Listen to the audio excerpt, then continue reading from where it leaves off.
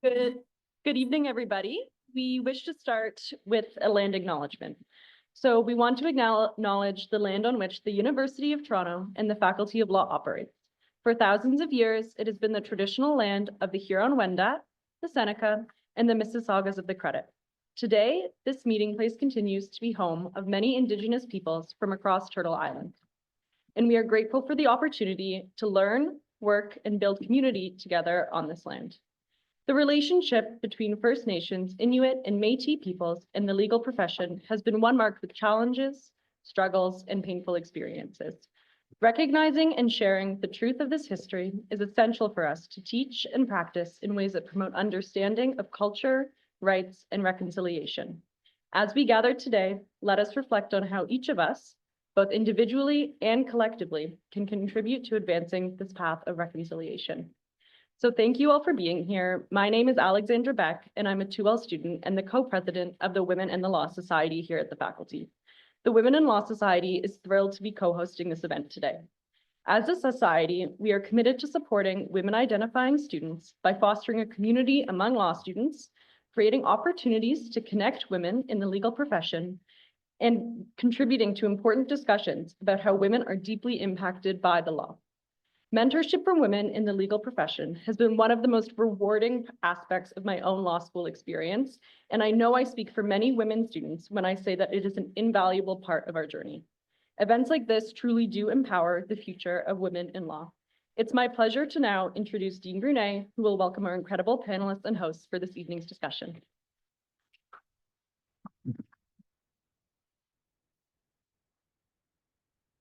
Many thanks, Alex, for that introduction. And we are really delighted to have the support of the Women in Law student group, and for a whole range of reasons. And one of them is that it's just great to see our students so enthusiastically involved in the life of the law school beyond the classroom.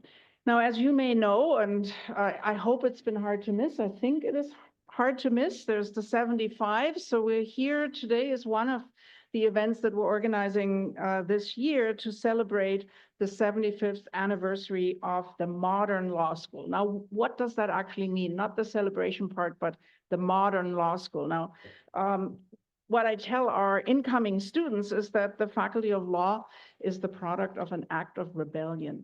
And then they're looking at me in a kind of stunned silence saying, what, lawyers, rebellion, how? And so we like to say that the process of becoming a lawyer in Ontario used to be controlled by what was then the Law Society of Upper Canada, and the Law Society emphasized apprenticeship over a broader university education. And then along came Cecil Augustus Wright. We all know him as Cecil Wright, and he started hatching an idea and got together with a few colleagues who were teaching the Law Society's courses. One of them was Bora Laskin, the future Chief Justice of the Supreme Court of Canada, and they went to the University of Toronto with a proposal to take an academic approach to legal education.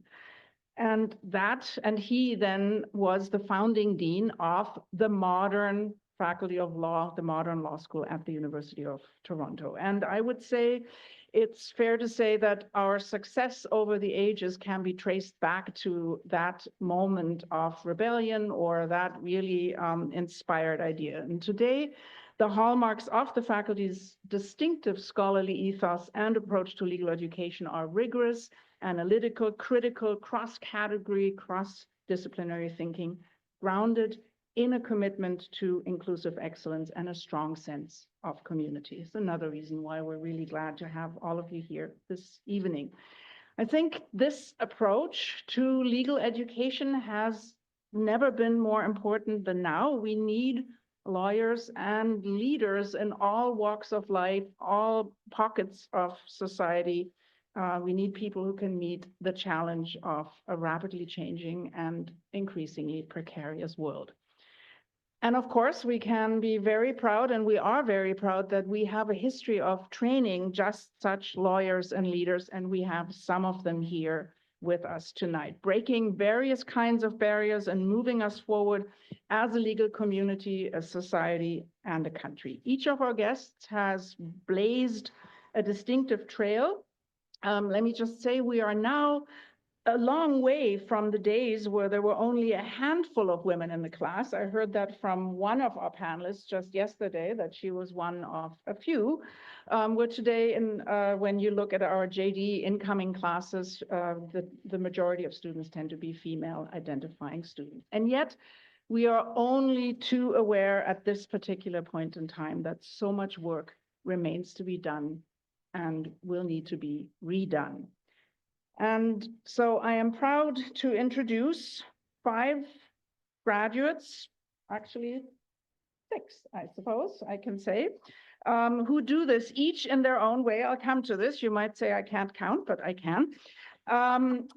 First, the Honorable Rosalie Silberman Abella, former Justice of the Supreme Court of Canada, the first Jewish woman appointed to the court, and we are proud to say an LLB grad, 1970. Justice Abella was born in a displaced persons camp in Stuttgart, Germany. She came to Canada with her family as refugees in 1950, and after a distinguished career as a jurist, she became the Judith Pisa visiting professor of law at Harvard Law School. We've kind of forgiven her, because how could you not?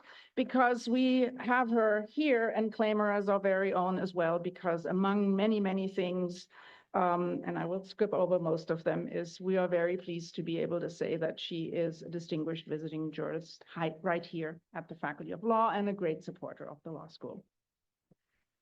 Next, one of my predecessors, Dean Emerita, Mayo Moran, the first female dean of the Faculty of Law. She, before becoming a lawyer, I guess I should say, she was a beloved educator in her home province of British Columbia, teaching high school, and then went eventually on to do a bachelor's of law at McGill. Obtained a master's of law at the University of Michigan, and we are proud to say in 1999 graduated with a doctorate in law from the U of T Law School. And then after 8 years as dean of this faculty, she went on to become provost and vice chancellor of Trinity College. And I am absolutely delighted to say that after 19 years of service to the University of Toronto, she's back with us at the Faculty of Law. And guess what? She's the inaugural Irving and Rosalie Abella Chair in Justice and Equality.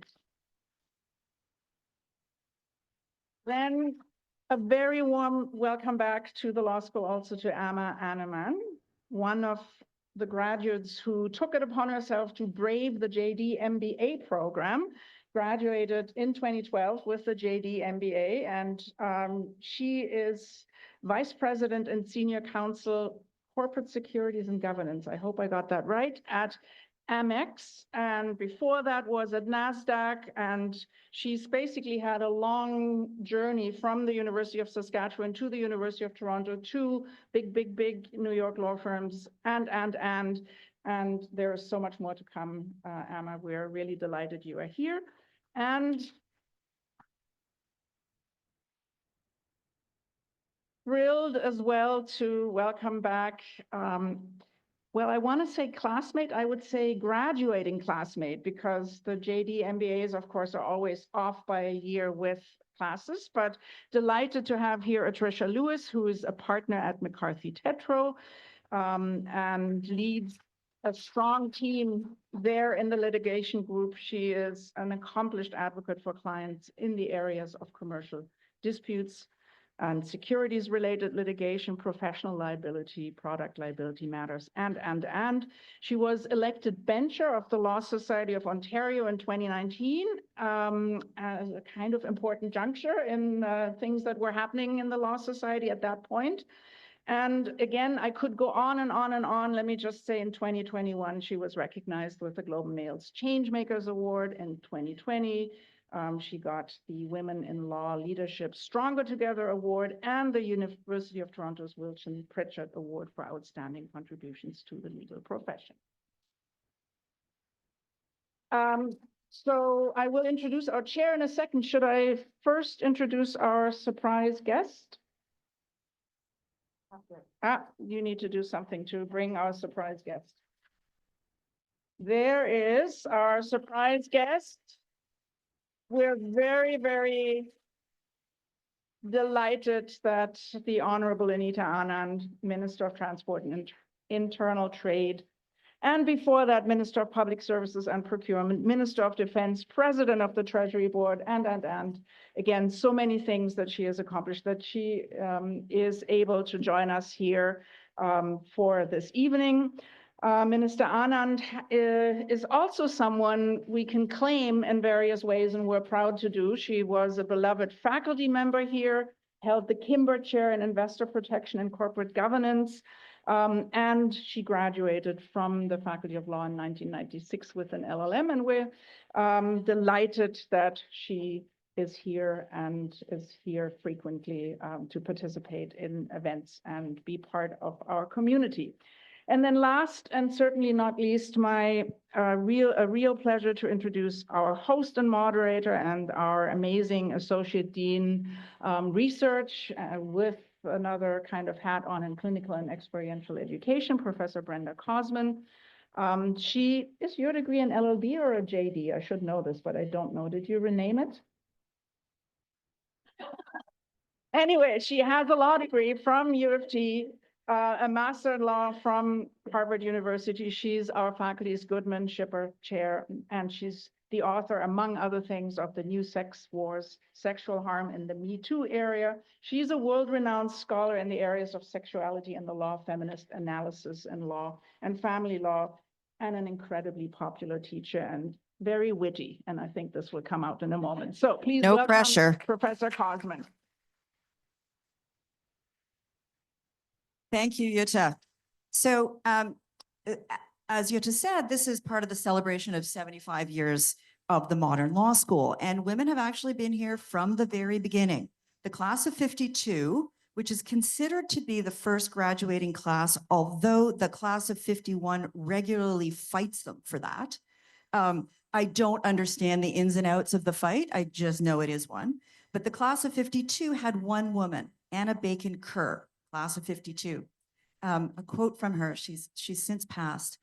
I was the only woman in my law class and the only woman in the entire law school for the 3 years I was there. After we graduated, the men all got articling jobs right away, and I didn't. But we didn't call it discrimination then, and I knew that it wasn't going to be easy. So in the 60s, things started to change-ish. During the 60s, there were still, a handful of women in each class, in a class of 150. Indeed, women students were regarded, and Rosie, I'm quoting you, women students were regarded as, quote, an entertaining oddity. Rosie, who entered law school in 1967. So during the 70s, we see a slow expansion of the number of women in the law school, going from about 10% in 73 to 25% by the end of the decade. I arrived here in 1983. We were just under 40% of the class. And it would only be in the early 90s or so that we started to reach about 50%. And now, in fact, a little bit more. Now, of course, those numbers tell some stories, but they don't tell all of the stories. They don't tell the story, for example, of the absence of racial and other forms of diversity among women law students in the early decades. So I came in 83, I was the class of 86. We had the first Indigenous woman to attend U of T Law School, Darlene Johnson, who would go on to be a law professor at U of T and then move to UBC. As courses began to arrive on women in the law and feminism through the 1980s, diversity wasn't even part of the discussion. Right? We weren't even talking about it. And maybe as a point of reference, law professor Kimberly Crenshaw only coined the term intersectionality in 1989. And it was by the 1990s that would start transforming the conversation. Now, of course, even those additional numbers don't tell the whole story. So what we did today was invited some graduates from different decades to talk about their experience of law school. And of course, we can't purport to speak on behalf of the thousands of women who have graduated from law school, but rather just to provide a little bit of an individual snapshot across the decades. And so the question that we put to the panelists in general was, what kept you up at night when you were at law school, other than grades and failing? Failing kept me awake at night. And then to talk a little bit about, what kind of changes have happened in the interim? And what keeps you up at night now? Of course, I think right now we are all having the same nightmare night after night, and it's only been a week. Alas. So let me just start then by, and I'm gonna start with you, Rosie, since you are the senior presiding graduate here. Old. Yeah, you're the oldest. I'm the next though. So we want to talk first about setting the stage. What was law school like for women when you were here? What were the issues for women at the time? What was it like for you when you were one of 5, 4, 3? I think there were 5. Somebody said there were 7. So between 5 and 7, Mike. every one of whom, by the time they finished law school, had found a partner in the law school. Well, they were It's a good very numbers. Happy hunting ground. So first of all, can I say how great it is that we are in a moot courtroom named after one of the panelists who in 1967, when she came to law school, had no idea what was ahead. And here I am with multi-generational stars of the legal profession. And Anita,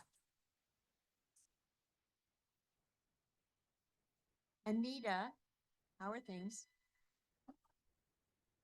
So happy to see you. I wish I was with you all in person.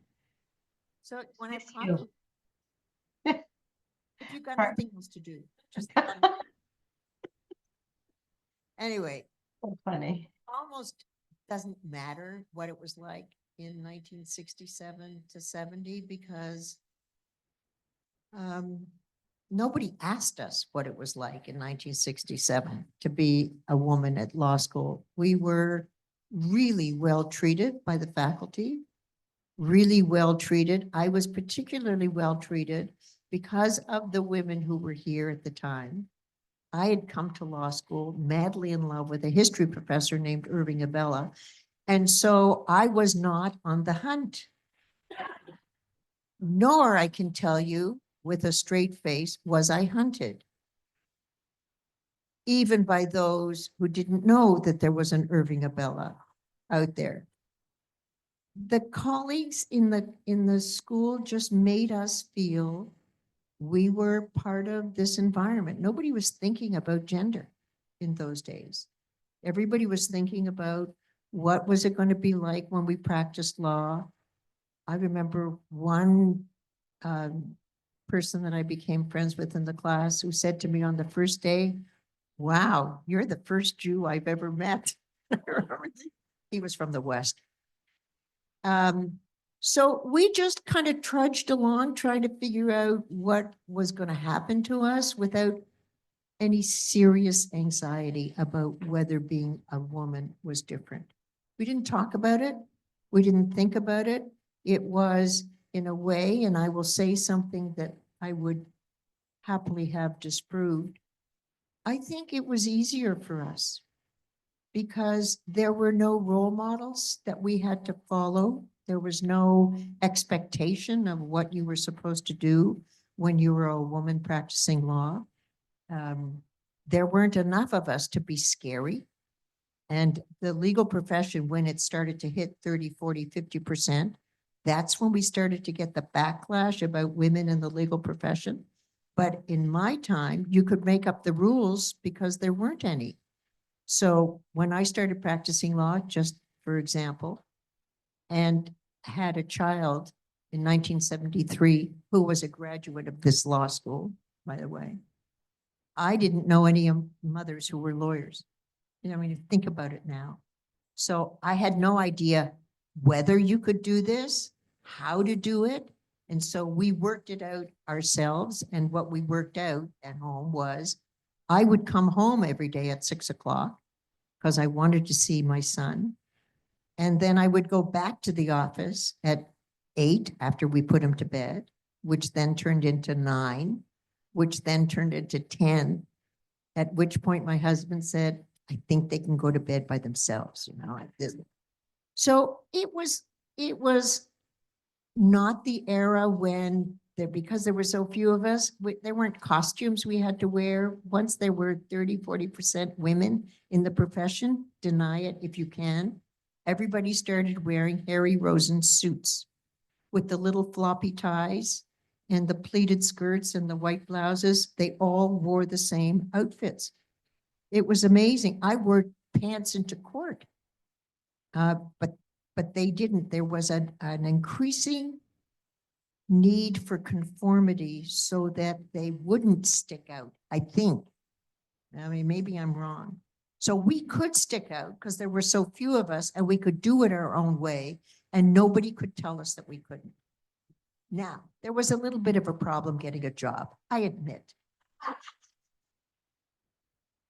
But it's hard for me to complain because, you know, one door closes, another door opens, and here I am on this panel as somebody who started there. So I don't think about, gee, it was really awful. It wasn't. It was an adventure. And it felt like such a privilege to be in this law school in 1967, graduating in 1970, not knowing what the world was going to be, except that there was a Royal Commission on the Status of Women that came out in 1970 that Florence Bird wrote. And that, my friends, was the blueprint for for everything that happened after that. And I learned from that. We all stand on the shoulders of the women who came before us. Like I know that there were pioneers who were doing this when there weren't 4 or 5 other people who didn't have the benefit of a really good partner, who did it alone. And if they hadn't done it and shown that it could be done, I couldn't have done it. None of us could have done it. So I just feel lucky to have been there at an early stage where I didn't have to confront stereotypes because they hadn't had a chance to gel yet. That's great. Anita, let me get you in because we're not sure, you know, how long we have Anita with us because I don't know, Trump could be attacking the border at any moment and they'll need the Minister of Transport. So Anita, maybe you could talk a little bit about, I mean, we're jumping a couple of decades now for when you were in law school. Now your undergraduate was at some other law school, I think. I won't even mention, but you know, then you did your graduate work here, but you know, so tell us a little bit about your experience of what it was like being a woman of color at the time in law school. Well, thank you so much, Brenda. And it's so nice to see Rosie and you and Mayo and all the panelists. And I wish I could be there in the room with all of you to celebrate 75 years of women at the Modern Law School. I miss being at the law school, as you all know, and so it's a real privilege to be able to join you, at least virtually. I am somewhat hesitant to go before my dean, Mayo, Moran, but maybe I'll compensate by telling a little story about our time together. I know you asked about my kind of experience in law school, Brenda, but it was the same Anita in law school as in articling and then as a law professor. So some of my emotions and reactions are similar. And so maybe I'll be able just to say a couple of little stories from different periods of being in the various parts of the legal profession. But certainly what has bound all of those decades and years is just a feeling of skepticism, really wanting to make sure, being a prudent person, that I'm making the right decisions all along. And if I look back, whether it is going to law school or choosing a place to article or applying to be a professor or even running for office, it has always been strong women mentors and role models who have imparted their sound advice and guidance and support so as to ensure or at least provide me with a strong foundation with which to go forward. Now, what do I mean by all that gobbledygook is, I look at the women on the stage and they have been incredible support systems to me throughout many different parts of my career. And I'll just highlight a couple of somewhat humorous, but also strong lessons. When I was Mayo's Dean Moran's first hire as dean. Mariana Prado and me were hired in March 2006. And Mariana's in the audience. Oh, Mariana, I wish I was there with you. I love you. And so we went in at the same time. And at the time, I had 4 kids. I still have 4 kids, but they were really young.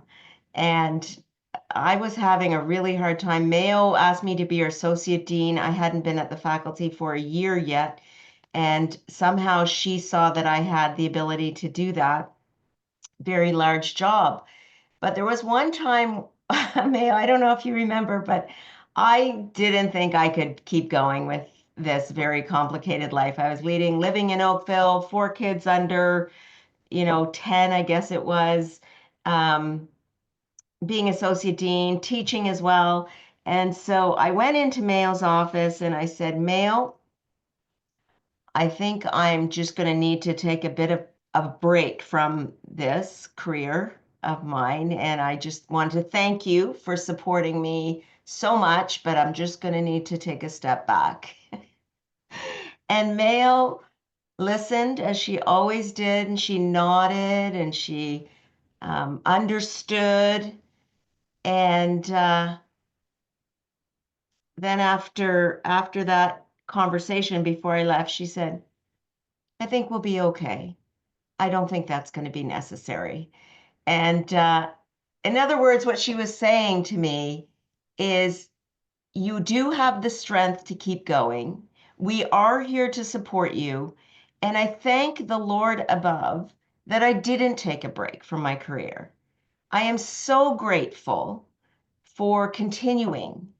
And so the lesson I really took from that is that there are people, and in particular, strong women leaders who want to support you and all of us in these different roles we're occupying. And sometimes in those low moments, you can turn to those women and they will be there for you.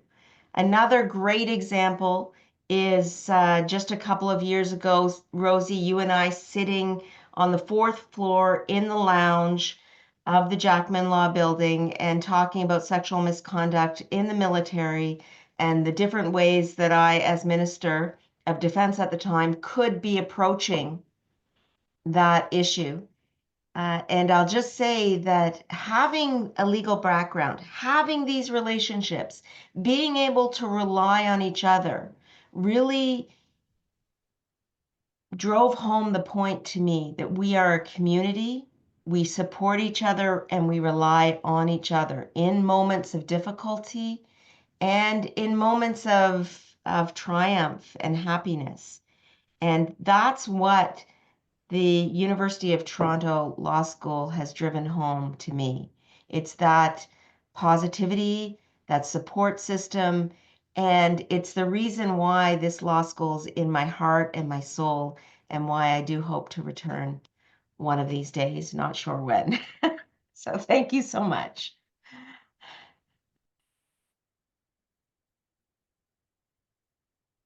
So Mayo, you went to law school in the 90s.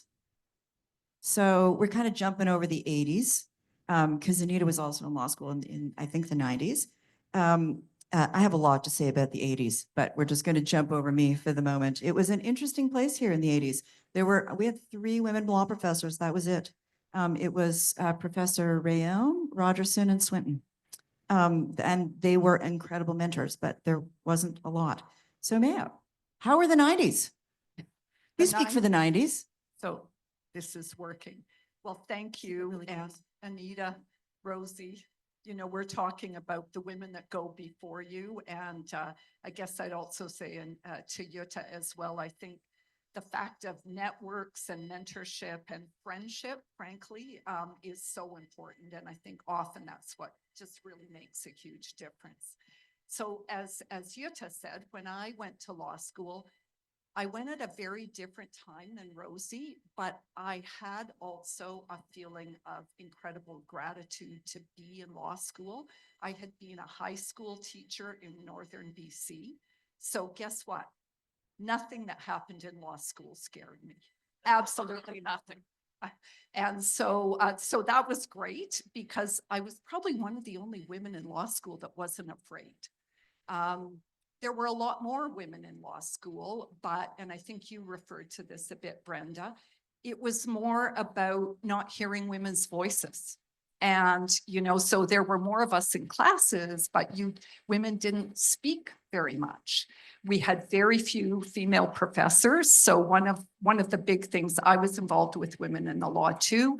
And one of the things we really pushed for was hiring more women and getting more female professors, because the few women that were professors faced incredible demands that they did a wonderful job of trying to meet, because the women that were in law school, unlike your day when you were pleasant oddities or whatever the phrase was, you know, this was a much more politicized time when I went to law school. And so, you know, we were arguing about the way sexual violence was treated in criminal law and family law. And so the classroom was more fraught, much more fraught, perhaps, Rosie, than when you were there. And so, you know, the women felt it strongly, often didn't speak up in class, and then went to their female professors afterwards and said, oh my God, like, how should I deal with this? So we pushed hard to try to get more women hired, and to try to have more of a voice in the public arena. So I would say that was one big thing. And then maybe the other thing that I'll mention, because I did my first law degree at McGill, and I had lived in northern BC. I taught high school in a very underprivileged high school, and I saw a lot of poverty, particularly among Indigenous people, and a lot of violence. And then I was in law school when Mark Lapine killed 26 women just down the road from McGill. And so we were already concerned about violence against women, particularly intimate partner violence. And so that was something else that was really formative and I think left a really profound mark on all of us, just sort of struggling with that social reality that women lived, women and many other people, certainly not only women. And when I think of the kids I taught, there were lots of boys that faced terrible lives too. And so trying to figure out how do you figure out how the social reality that people live in, how can you use the law to make that better? And I think, Jutta, something you said about U of T Law School, the kind of work that people did here, really probing that and really trying to understand, you know, what is the reality? What's the research? What are the empirical facts that we can use to inform the law? What are the rape myths that we need to warn judges about? I mean, that was, I think, really, really profound. Fantastic. So I don't know, you're both the class of 2012, although you had slightly different experiences because MBA, joint degree, and so on. So we have two folks then who can talk a little bit about, you know, what was it like in law school when you guys came along? Sure, so I can start. I think for me, it was very inspiring. So Dean Moran taught me torts, and it was just so inspiring to be there in the front row, learning from somebody who clearly was a teacher in her past life. It made law school seem less intimidating and more engaging and gave me confidence in all of my classes. Dean Brunet taught me international environmental law, And now part of my focus in my practice area is environmental, social, and governance. And I took that class out of interest, not really knowing it would lead to a career focus for me. And Professor Anand taught me securities law. And so after law school, I actually went on to practice capital markets and securities laws and remembered the national instruments that she taught us about and everything. And it just kind of, to me, the conversation about being a woman wasn't really a conversation. Like I was a part of women in the law in different groups like Black Law Students Association, but this was pre-Me Too, right around the financial crisis of 2008, 2009. And so what was keeping us up at night was the fear of getting a job at all. There were a lot of New York law firms that used to recruit from U of T and probably have started again, but that year, a bunch of them pulled back. And we didn't have on-campus recruitment at all for New York. You kind of just had to put your resume in a box and hope that you heard from somebody. And when I got an interview, I was so nervous and asked for advice. And somebody told me, don't wear a pantsuit because there are some older male partners who find pantsuits to be uncomfortable when women wear them. And they thought you should wear a skirt suit to be more appealing. And I was like, okay, sure. So I went out and got like the fanciest skirt suit I could at Holtz. But that, I didn't really question why. It was more about conforming, to Rosie's point about the suits, and it's just, you wanted to fit in almost. And then when the Me Too conversation started happening when I was practicing law, it kind of gave voice to, I think, a lot of things that we saw and experienced, but didn't know we should have spoken out about or made us uncomfortable. We just tried to conform and adapt, I think. What was your experience? Yeah, I agree with you. When the question was posed by Brenda Cossman, what kept you up at night when you were in law school? Truly, it was getting a job and how am I going to pay off my crushing debt? And in this era, tuition was on the rise and cost of living in Toronto was on the rise. And so it was really financial for me. And, when people, I'm at McCarthy's, when people ask, why do you want to work on Bay Street? I was like, because it pays me and I have debt. Like it was very practical at the time. So that's what was keeping me up at night. And I will say, it was an era where, even though the word intersectionality was coined, I don't think it was popularized. It wasn't really discussed. Race was not on anyone's agenda, I don't think, or at least it didn't feel that way. When Justice Abella talked about, 5 to 7 women in your class, I felt like maybe there's 5 to 7 women of color in our class. And maybe you'll have stats that tell me that's wrong, but I think it was around there. So race wasn't part of the discourse. Other forms of intersectionality weren't part of the discourse. But I do think, women issues per se women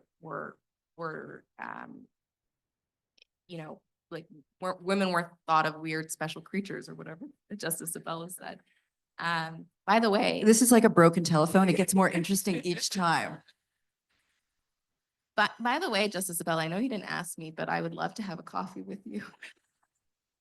Same. I did ask you, you didn't hear me.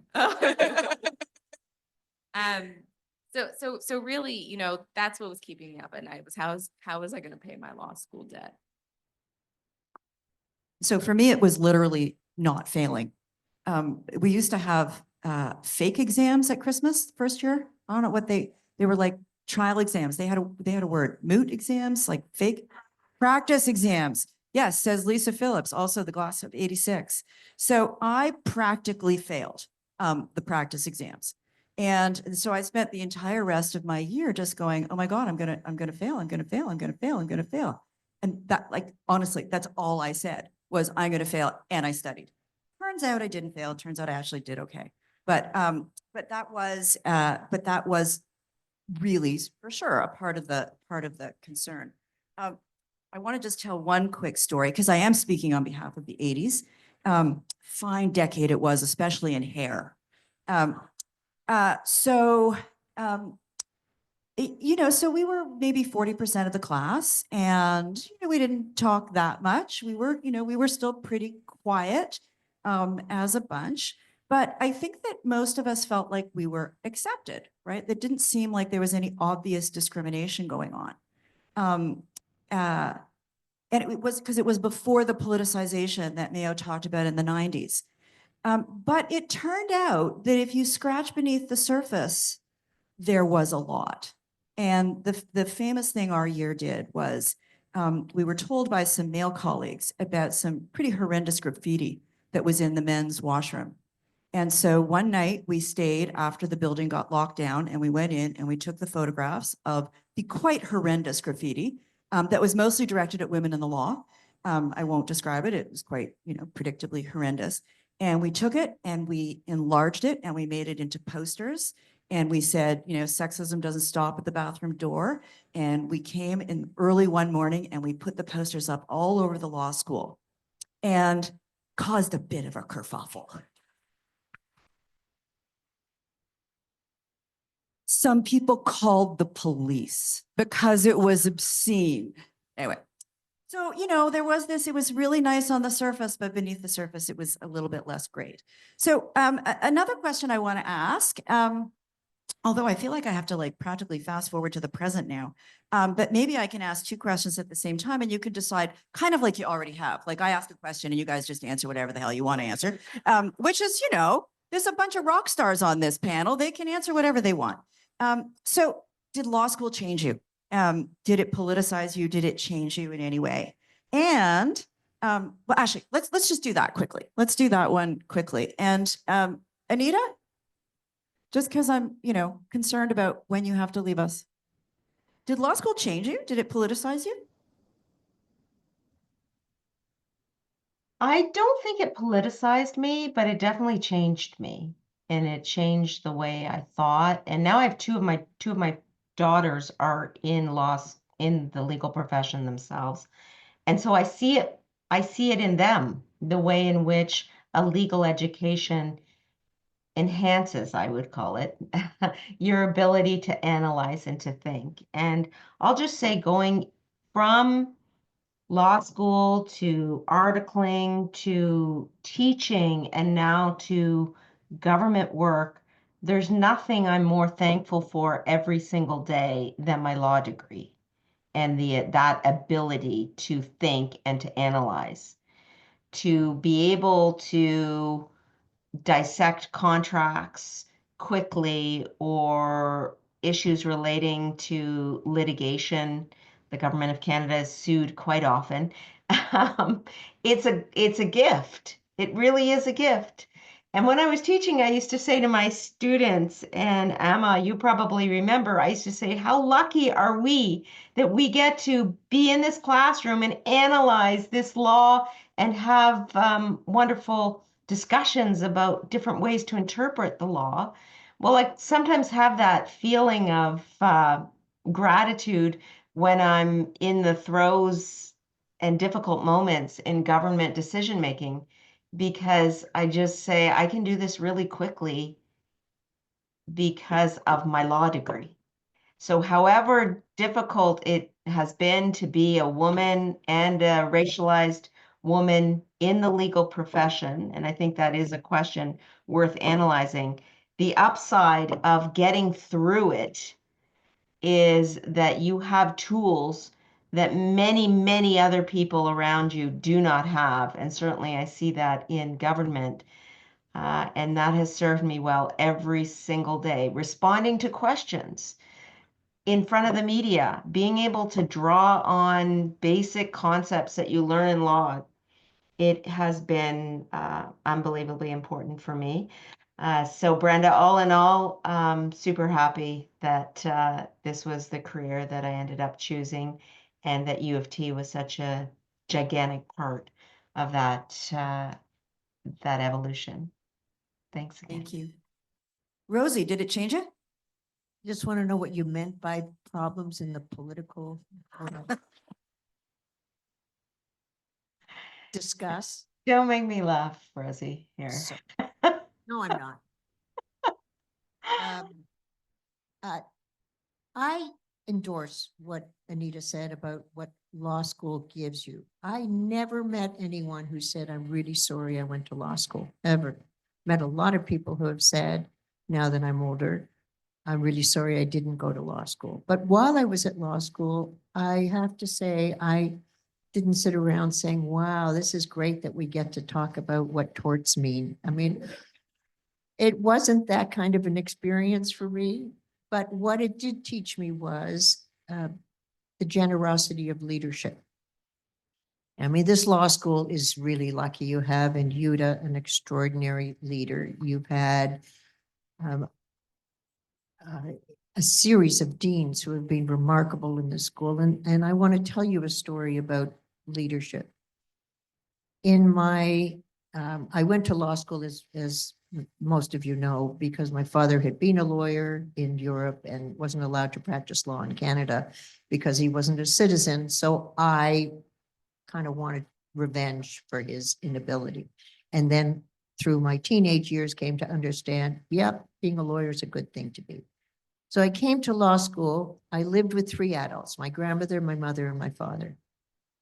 Just before my Christmas exams, in first year, after I'd been really high, I was one of those kids in the class. I was so obnoxious.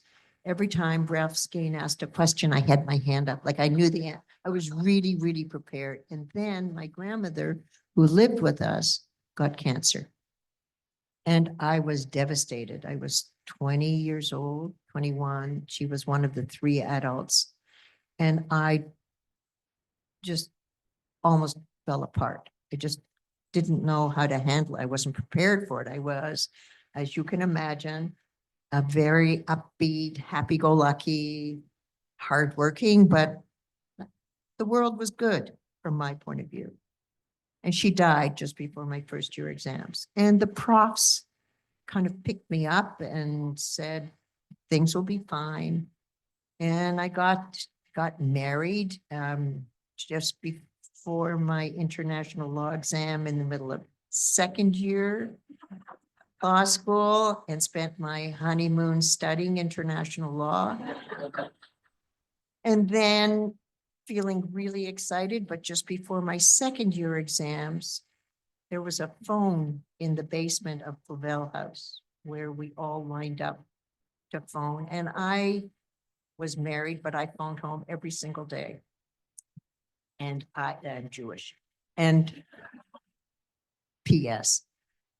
And I remember phoning and finding out that from my father that he had been diagnosed with cancer. So this is before my second year exams. And he died just before my third year exams. So my law school memory was, as I was graduating, thinking I'm not going to be able to finish law school because there's no point. I'm doing this because of him, because of my father. And if he's not going to be there to see it, I don't want to do it. And Ralph Skane, who was the associate dean of the law school, said, and I was trying to get an articling job. I can tell you, I would walk into law firms in my short skirts. I mean, you talk about wanting to fit in. I never even tried. And so I had short skirt. I had these boots with the heels that were this high and dangling earrings and long hair. So right away, I was not making a Bay Street impression. And they were not keen to, I remember the deputy minister of the Department of Justice, they said to me after several phone calls, Rosie, I hope you'll understand, we've never had a woman. I just don't think we're ready. And I said, fine, I got it, right? I didn't even question it. But so I stopped looking for an articling job. Ralph Skane said, you have to get an articling job because your father would want to know that you're going to carry on. And so he got me an articling job at Risk Cavan. Dick Risk was on the faculty. And he called up his father, really decent people, had a little firm in the TD Center, and wrote me a letter saying that I was hired. Sure, I think they told Lorraine Weinrib, who was the next person they hired, that they had made up their mind after me. They would never hire a woman again, but that's another. So I showed my father this letter that I got that showed him that I was going to carry on. I wasn't sure if I could, but Ralph was absolutely right. So it taught me, A, it isn't just women looking out for women, it's people looking out for people. I'm the beneficiary of men, and mostly men in those days, because there weren't a lot of women in positions of authority. There were none that I knew. But men were the people who were important in helping me, who made room for me, who encouraged me, who were my mentors. And then I learned from them how to mentor women and other people. So that's number one. Number two, leadership. The importance of leadership in institutions, in law firms, and everywhere. There is a responsibility to look over your shoulder and always understand how what you do affects the people who are dependent on you. So it's abuse of power that I became sensitive to, because I saw power exercised humanely, benignly, compassionately, without ego. And so my lesson from the University of Toronto Law School, later I learned, like Anita, wow, the tools I got at this law school are really important. The intellectual ability to dissect a problem and figure out what the syllogisms were, really important.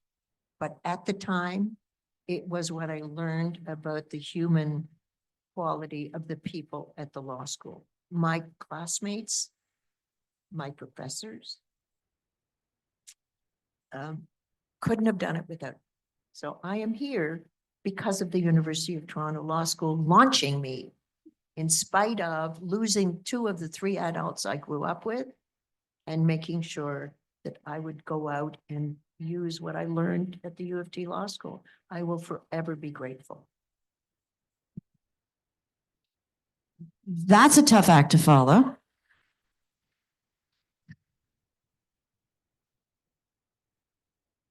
And Atrisha? I All was right, thinking, thank don't you. pick me. So I'm going to answer your question about whether or not law school politicized me. And truth be told, it didn't, because I graduated law school. I think it accomplished what it sought to do. I graduated with hope, with the belief that I could do anything I put my mind to, and the world was my oyster. And then the world just kind of took me down several pedals. And I think, and that's what politicized me. And I think it's funny, I had a call this morning with a friend who's the general counsel at a big firm organization. And she was saying to me, she's like, Atrisha, I cannot believe that in 2025, we're still dealing with this shit.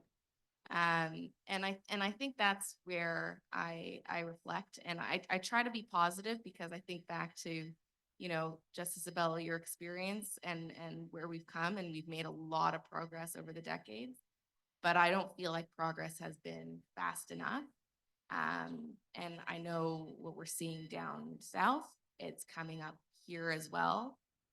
There's a real assault on the words equity, diversity, and inclusion in a way that's frankly just offensive. The fact that some people believe that merit can only have one race, skin color, gender, it's preposterous. And so we're still fighting these fights, and that's what's really politicized me. This view of, graduating law school with a class of 50-50 and seeing the spaces that I'm in now that are not anywhere close to 50-50. And let's not even add other intersectional identities to that mix. So I think my career in law has radicalized me.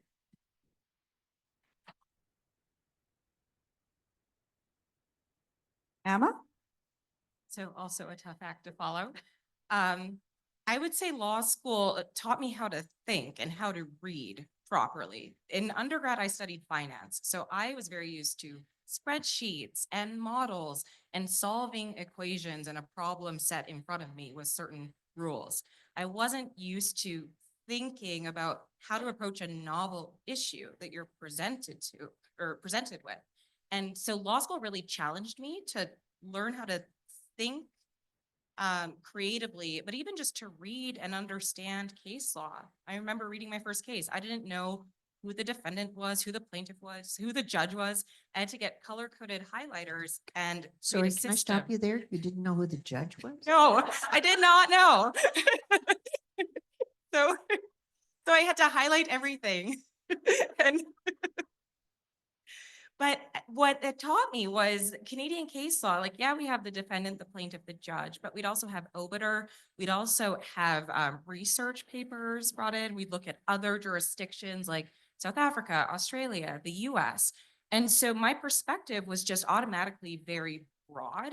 And I think I took that for granted because when I started practicing in the United States, I learned that US law schools have a completely different way of approaching legal education. And a lot of my classmates had not studied case law outside of the United States. And as I progressed throughout my career, it became more obvious that, I mean, the US is very polarized. And there's almost like a black and white or Democrat or Republican way of looking at things. And even on the court, it's almost politicized and interpretation, different political angles have different views of how to interpret texts, where it's almost like you're tied to a certain view of interpretation. And to me, that was very odd because I'd always tried to take in as much information as possible to understand how to approach an issue. So at NASDAQ, we actually were looking at our listing rules and considering ways to update them. And so I looked at rules that different exchanges had adopted around the world, different governments, and a lot of them had to do with diversity, equity, and inclusion to encourage women on boards. And so we actually proposed a listing rule to require companies to either have 2 diverse directors on their board or explain why they didn't. And it was one of the proudest accomplishments of my career, but it became very politicized. And it wasn't politicized to begin with. It was about governance and best practices and just being on par with what other countries are already doing. But it's become this lightning rod now in the United States where, like you said, saying diversity is a bad word. And I don't know if it's politicized me or just disappointed me. Yeah.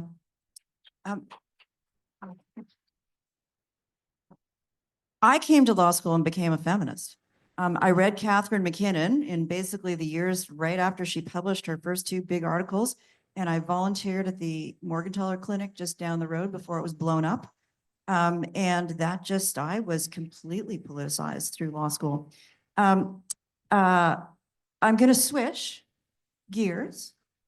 Because we're gonna wrap up soon and then open to Q&A. So as last words, and I'm going to give you the first last word. What advice would you give to young women law students and lawyers today? I thought you were going to ask what keeps us up at night. Well, you next. can answer that too. But like I said, I think So- we all have the same nightmare. I might put those 2 things together, but I guess partly, and it's echoed in what both of you said.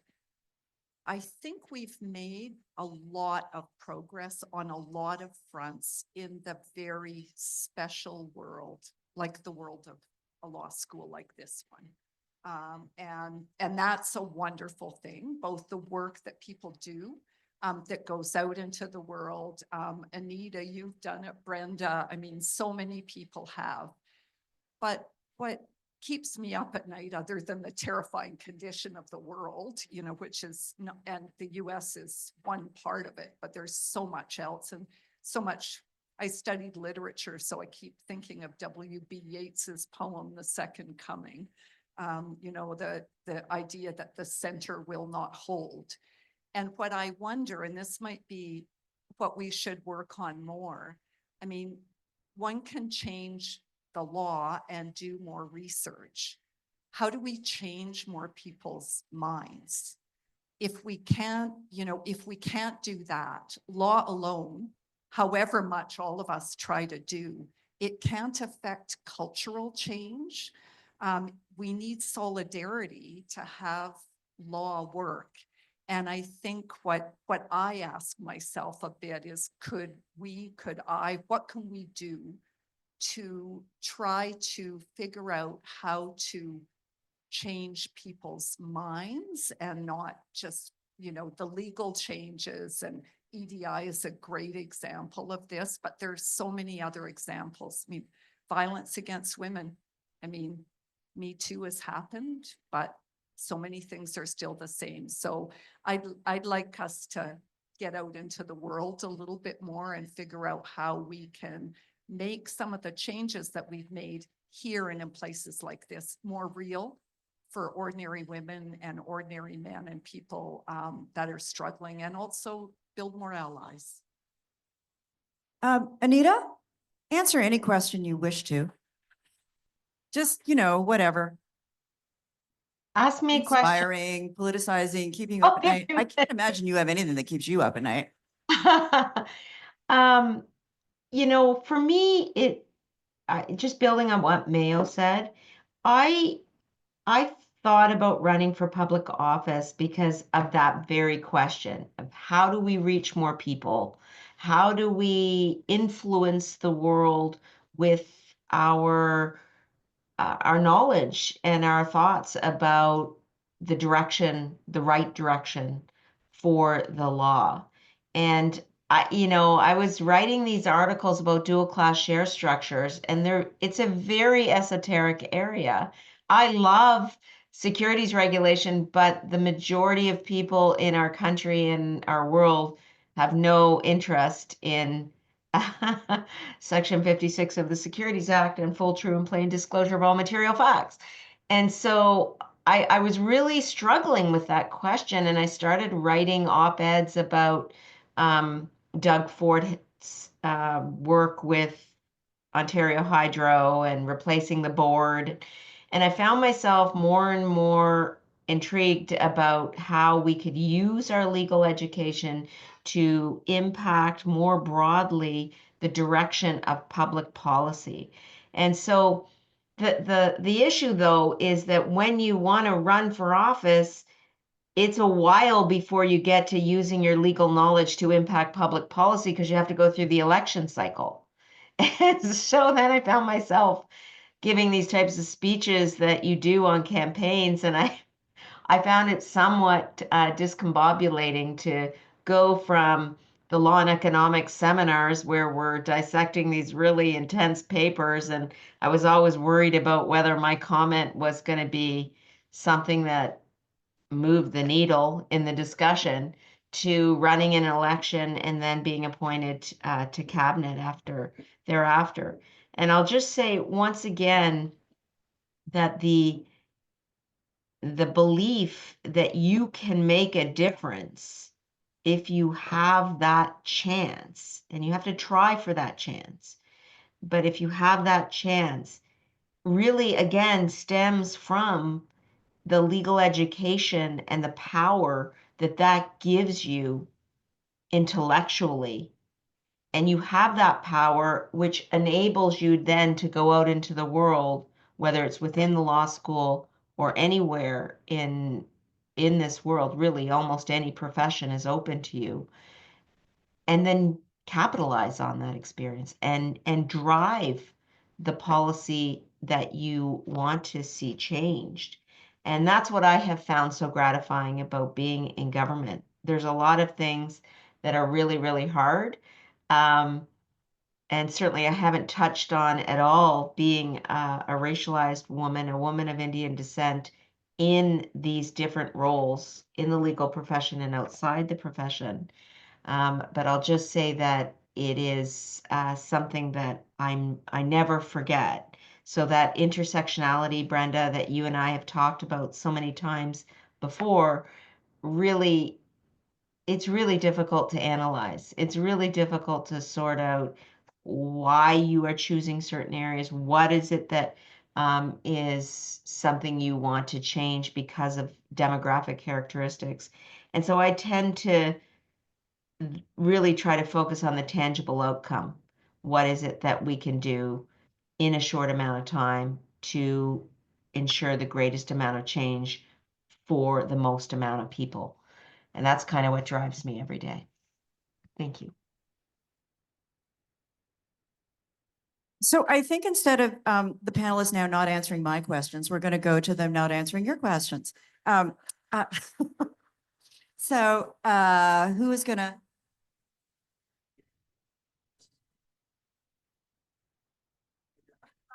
Share. You're gonna share. There's two microphones to share.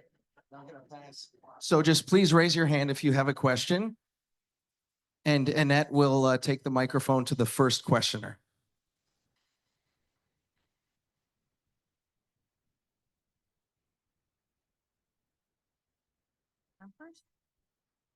Hi, the name's Leslie Arbus. I'm of the JDMBA of 97, so the 90s represented.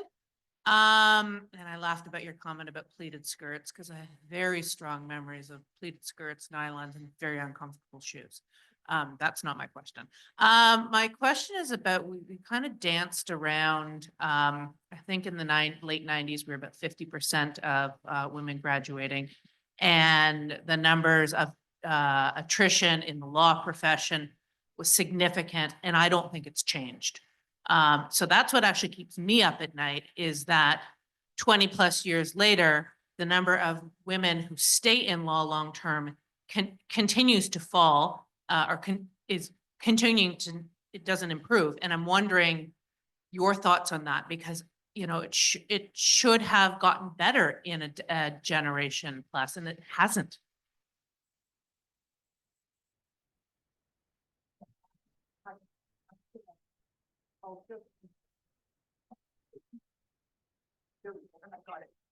Just a quick comment, and then I think maybe Atrisha, you have some good insight on this, but when I became dean, I was the first girl. And so, and I was concerned with this, as you say, it was the 90s, and we put together a big symposium on gender and diversity in the legal profession. And I share the concern. I mean, we were trying to push to say, the things that women push for are good for humans. You know, it's not only for women, they're good for humans. But certainly one of the things that came out when we did that was the incredibly strong impact of having children, and anything around having children, and the relationship between that and the client relationship and the billable hour just felt like a very, very hard nut to crack. And Atrisha, maybe you can tell us how you're a bencher, so you're working on these things. Yeah, working on these things. And you know what? Your question is spot on. It keeps me up at night because I don't think that there has been as much progress as we should have seen by now. And I think it's multifactorial. There's systemic issues. Like, I agree, Mayo, the billable hour is a big challenge, especially when you add in childcare or other caregiving obligations.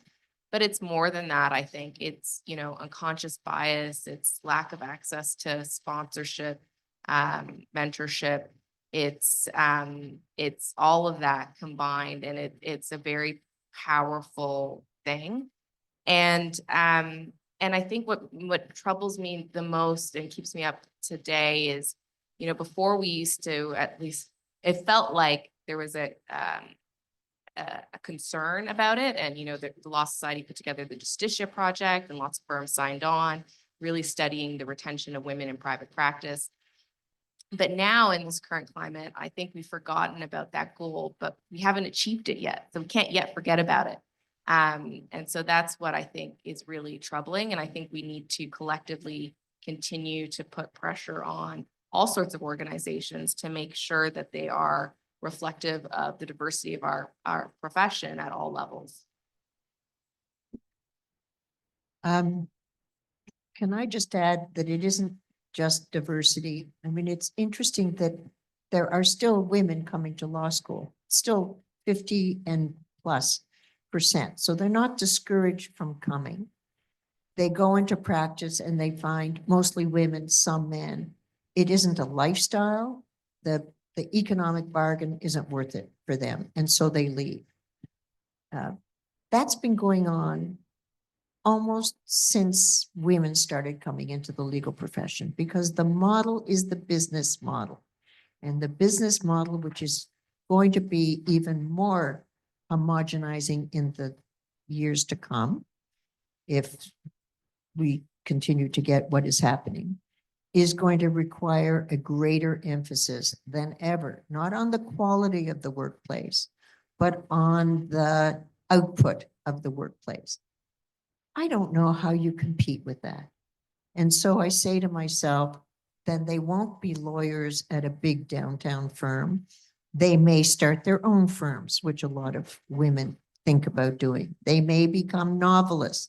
They may become journalists. They may become really good parents. They may do a million other things than getting a law degree. That doesn't stop them from getting a law degree. So that's the first thing. It's not going to change as long as law is a business and law is a business. That's number one. Number two, at least they should be made to feel self-conscious about how the fact that this is just a business model. And so the pressure can't stop from law societies on law firms to say you need to accommodate parents. If you don't want to acknowledge that it's mostly women who are dealing with these issues, fine, call it parents' rights. But you have to take into account that people have lives and they don't all have 2 or 3 housekeepers that they can rely on. You need to know that people need to have a life. And frankly, I can't think of another business other than maybe medicine that requires more attention to the human on the part of the service provider, namely the lawyer. And if you're not in touch with your own life, you're not going to be very good at helping somebody deal with theirs. How do we teach all of this? Did any of you watch the inauguration?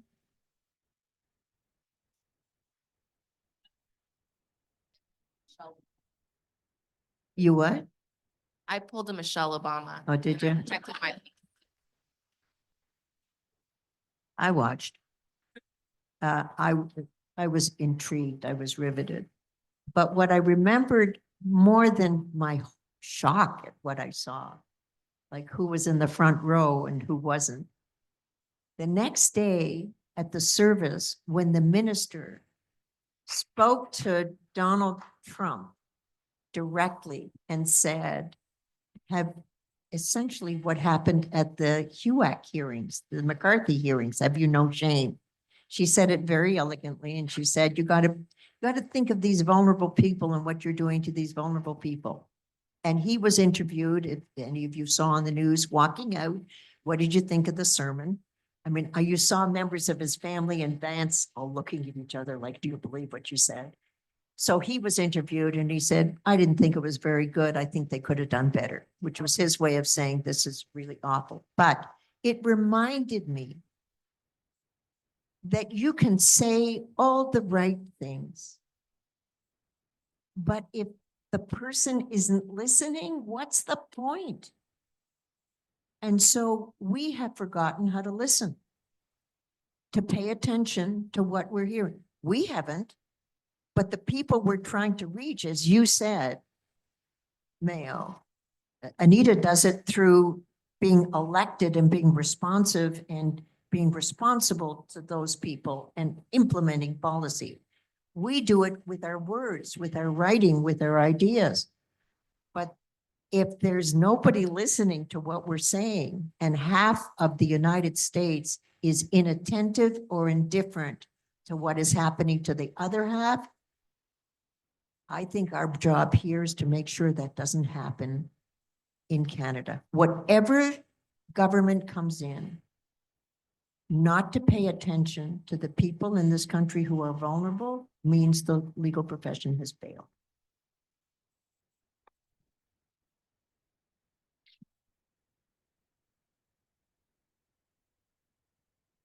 All of you have said such powerful words and I know many of you and it's so good to see you again. But I started law school 20 years ago as a mature student, as many women do. And, but what I'm seeing now is while there is a growth of respecting intersectionality, there's a very narrow view of what intersectionality means. And so for me, 20 years as a person with a disability, law school wasn't ready. You know, for a woman with a disability, there have been, of course, men with disabilities who had done a lot. So I spent a lot of time trying to make law school more accessible and accommodating. only to find as soon as I finished law school, there was another fight with the legal profession. And so I worked to try and do that. But what am encouraged about is how many law schools I'm seeing do have student groups for different intersectionalities. But I still see that some groups operate in silos. That the Disabled Student Alliance, whatever name they choose, in Nova Scotia at Dell, isn't talking with what's going on in BC.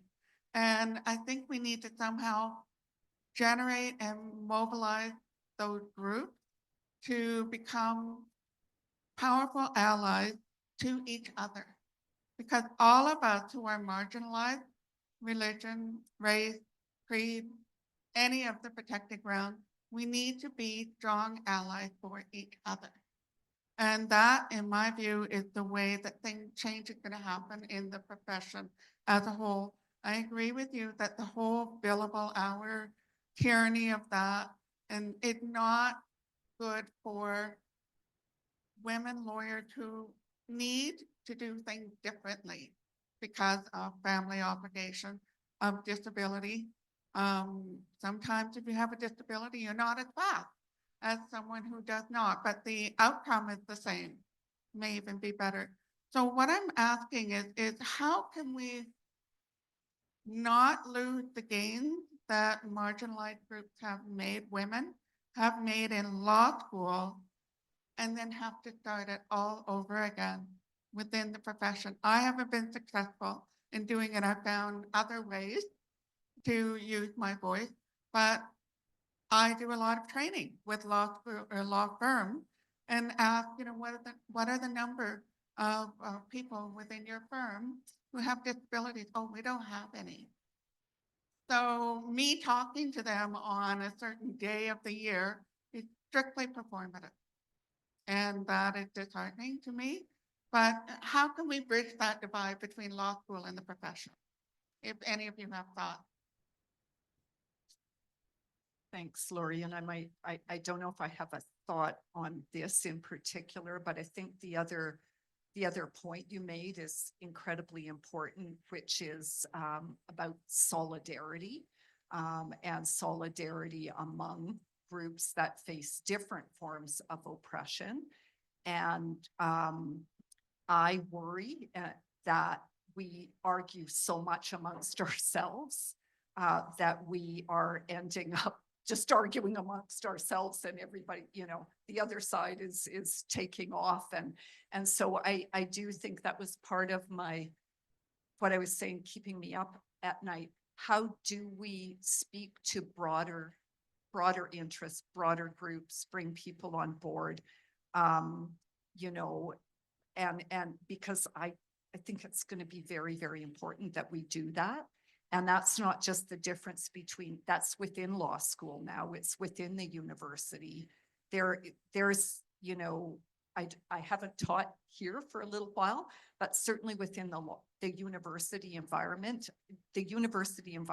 even in Toronto, is not immune from the politics that are affecting the world. And so I do think there is a task for all of us. I don't know if we're all progressive. We probably can't assume that everybody in the room is progressive, but how do we build solidarity? How do we work together?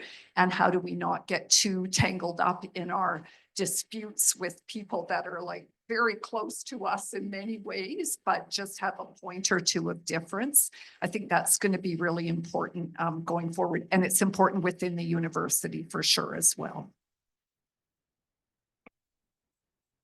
Maybe we can get one last question. Yes. And then I'll give each of the panelists a chance to answer and sort of last comments, since we're supposed to wrap by about 7:30.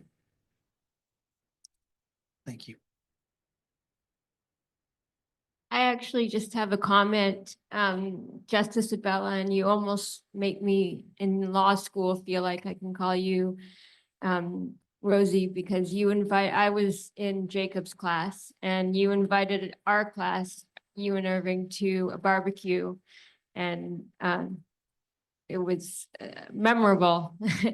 But I just wanted to mention that you said that you didn't sit in torts class and think about, you know, how interesting or fascinating all the details were, but you didn't have perhaps, well, I know Professor Moran as your small group torts professor. And I just learned that you, Professor Moran, like I, had a literature undergraduate degree. I remember one of my first questions sitting in that small group was whether I could become, whether I could write case studies as a profession.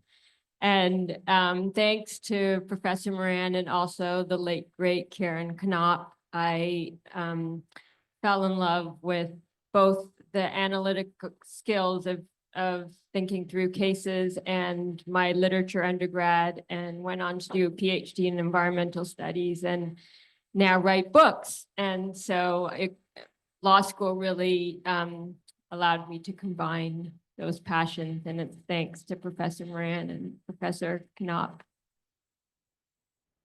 Thank you. So I'm just going to give the panelists a final word about whatever they want to talk about.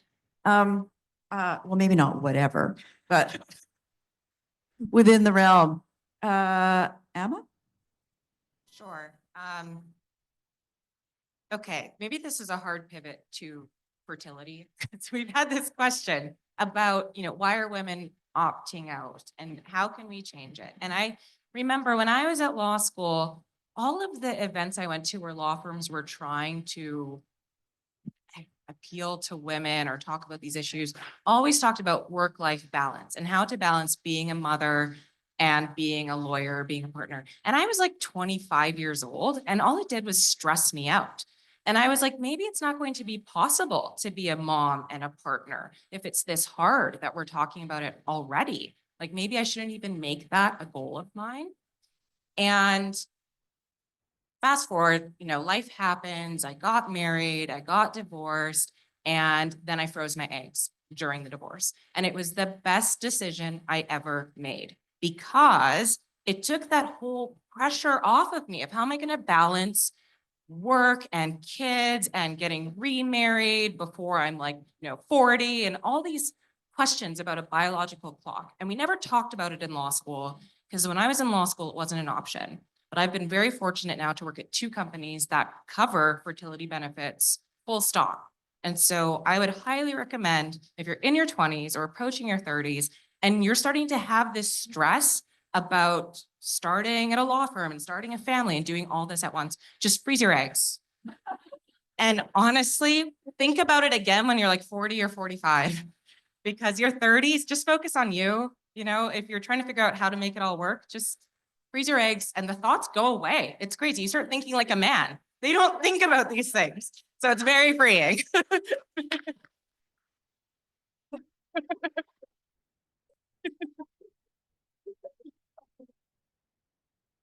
Okay, I'll be quick. So my big key takeaway is I hope everyone here walks away and they take risks.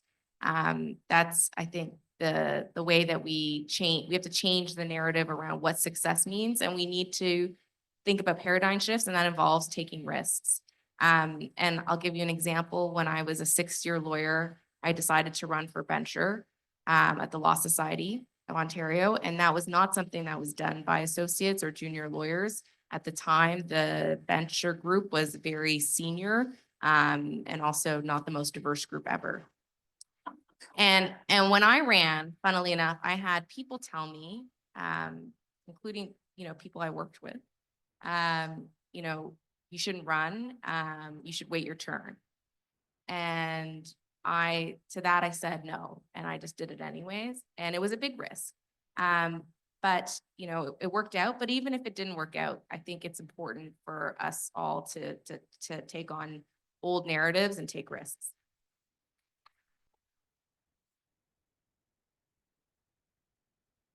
Well, I don't have anything as good as freeze your eggs and then you'll think like a man. That's awesome. So good. But I wanted to hearken back to something that I think a few people have mentioned, and Anita, you did, Rosie and others. I think, the world is pretty oppressive right now. And when you're, engaged in the kinds of concerns that we're talking about, it can be very dispiriting. And I think it's important not to let that weigh you down. And whether you do it through, I mentioned solidarity before, finding people that you can talk to that are kindred spirits. Allison, what you were talking about, reading literature, cooking, doing things. I mean, law is important, but law is not life. And so I think it is really important as well to find things that sustain us, especially when, as so many women and other outsiders are, engaged in pushing against things all the time. And so, don't get tired. Do things that sustain you. That's what I would say.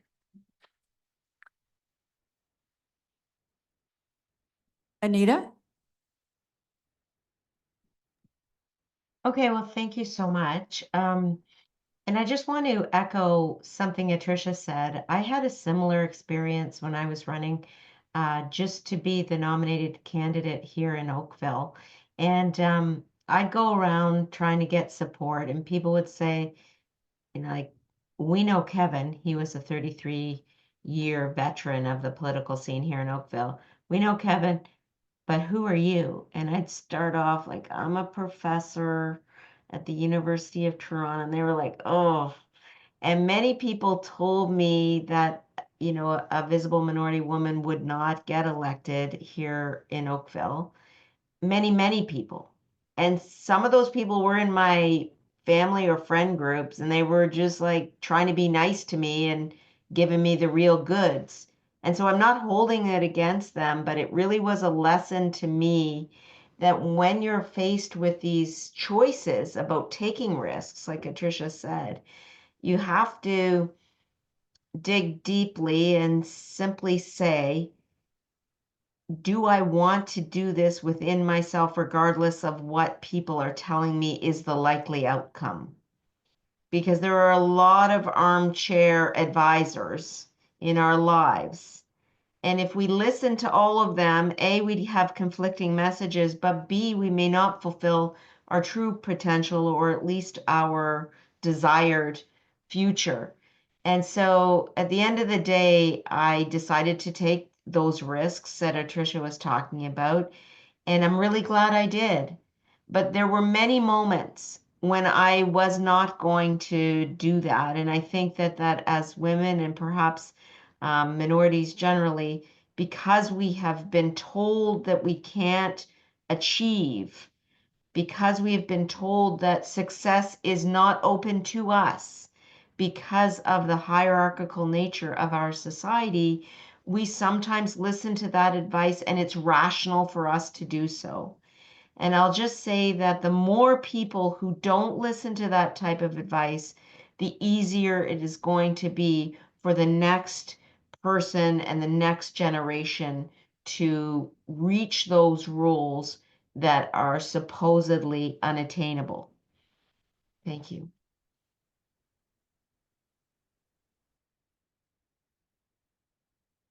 And giving Rosie the last word, brief word. Do you know who I am? I am familiar with you. Saying. Hence, I said brief. Oh, I think I'm not having coffee with her. I'm always trying to put women down. That's. I agree with everything everyone has said, which is not going to surprise you. I am here to give you a spoiler alert. There is no such thing as work-life balance. Put it out of your head. It is one of the least positive contributions to the discourse about women's roles that I have ever heard. And it has destroyed young women's ability to navigate the world because they can't.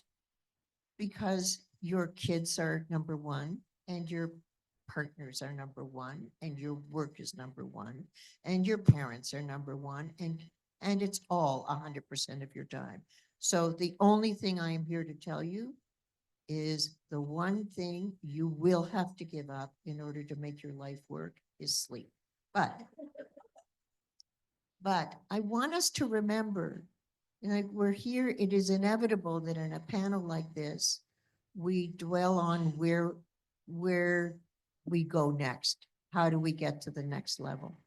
But I think as somebody who's the oldest person you've ever met in your life, I can tell you that we also can't forget how far we've come. This panel would not have been possible 30 years ago, 40 years ago, 50 years ago, maybe even 20 years ago.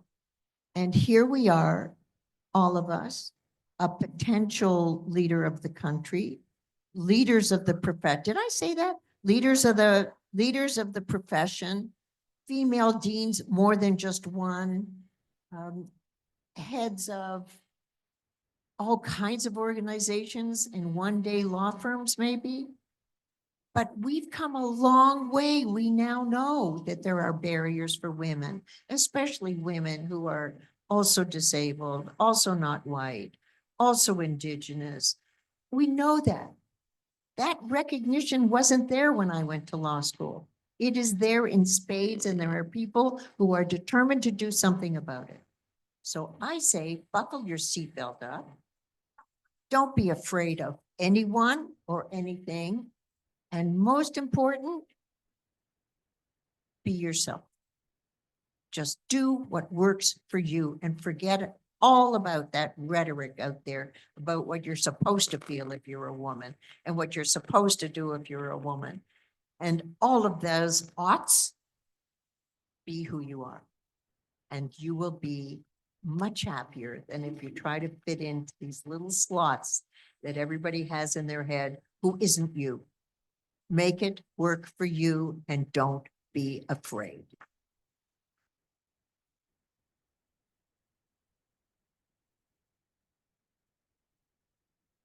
I'm now just going to call on Jennifer Orange to come up and see us out. Thanks so much, Brenda. What an incredible discussion. I am really honored to be here as a council member of the Law Alumni Association, and I encourage all our alumni to get involved so we can have more events like this and see each other more regularly. I'm also especially pleased to be here in the presence of women that I have literally looked up to for my entire career, and I know that many of you have also. Rosie, you have encouraged me and so many women to persist in law and to continue to fight for women's rights, but always with a sense of humor. Mayo, you have seen something in me since I studied here in the 90s and have encouraged me throughout my entire career. And along with Utah, saw me through my SJD and got me ready for my faculty position at TMU. I couldn't have done it without you. Anita, I actually had to think about the year that I met you, and it was the summer of 1996 in my first law job at Torrey's. I was a summer student, and Anita pulled me into her office and gave me very helpful advice about working there, and has given me advice regularly over the years, so thank you so much. I stand on the shoulders of the women who came before me. The work of people helping women and women helping women is critical to our success. And I can see that Amma and Atrisha are continuing on in this vein, and I thank you for your continued leadership. It's so important to celebrate the achievements of women in law. Brenda, thank you for bringing us all together tonight. And also thank you to the staff and students who organized this incredible event. We're really grateful. We need solidarity and sustenance to do this work to achieve substantive equality for all women, and we got much of that tonight. So as we close, please join me in thanking our incredible panelists for sharing their time and their wisdom this evening.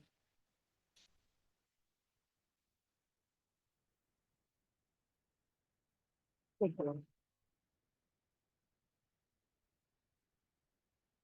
Thank you all. If you could please remain seated while our panelists exit the stage. Thank you.